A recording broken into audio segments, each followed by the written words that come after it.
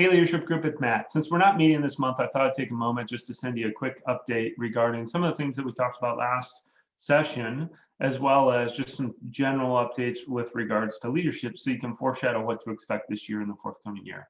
So a quick reminder, we decided to remove the January meeting as a group.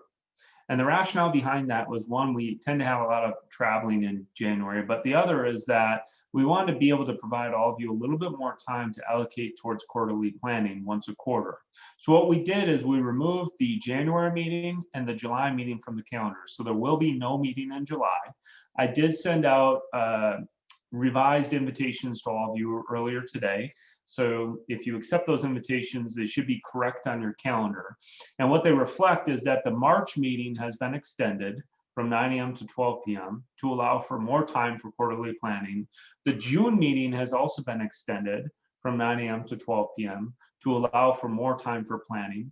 The September meeting has been extended from 9 a.m. to 12 p.m. to allow for more time for planning. And then the December meeting, we're actually giving even a little bit more time. We extended that meeting from 8 a.m. to 12 p.m. And the reason why we did that in December is that's the one where we think it's most beneficial for you to have all your teammates present. And we'll have a robust half-day strategic planning session like we did last time. We received a lot of good feedback about the strategic planning session that we held this December. However, the one kind of constructive feedback that we received, and I wholeheartedly agree with it, is that it felt a little rushed because we didn't have enough time. So we've decided to extend that December meeting this year to allow for a little bit more time for a full half-day training session. So hopefully you like these changes. We're just migrating to be a little, what we consider to be a little bit more effective. That's going to allow us to come together and spend a little bit more time once a quarter. So let's talk about what we're going to do together on those meetings that we come together once a quarter. In our March and our June and our September meetings, when we come together, we'll spend some time reviewing our previous strategic plan. So we're going to encourage you to bring those strategic plans with you. We're also going to spend some time sharing a little bit of a stand and deliver on our own practices. Like, what have we put into practice to change our businesses? And is it working or not? So we're going to have a little bit of a more structured format about a presentation for each of you relative to how you're doing in your business. And then lastly, if there are experts that we want to invite to talk about specific topics, we're going to do that once a quarter, and we're going to enable that time to do so then.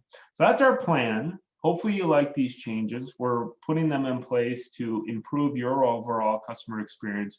We really appreciate all of you, and we want to make sure that you find your tremendous value and we're making an impact on your business and your lives. So with that said, all of you by now hopefully have your strategic plan complete. I know I've been working with many of you privately. I've worked with some of you publicly, and it sounds like we're to the point where your strategic plans are almost 100% finalized.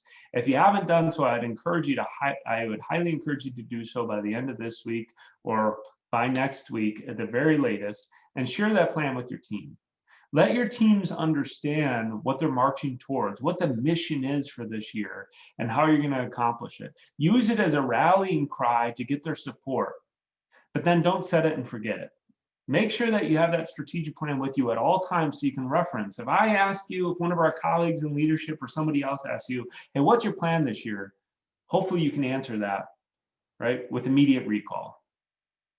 Make sure you get the buy-in from your teams and have your teams help create the action items or the how to accomplish the plan.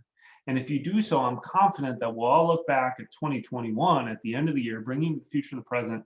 We'll feel darn good about it compared to 2020. So thanks again. Appreciate your understanding about not meeting this month, but looking forward to meeting with you in February and then having an extended meeting in March.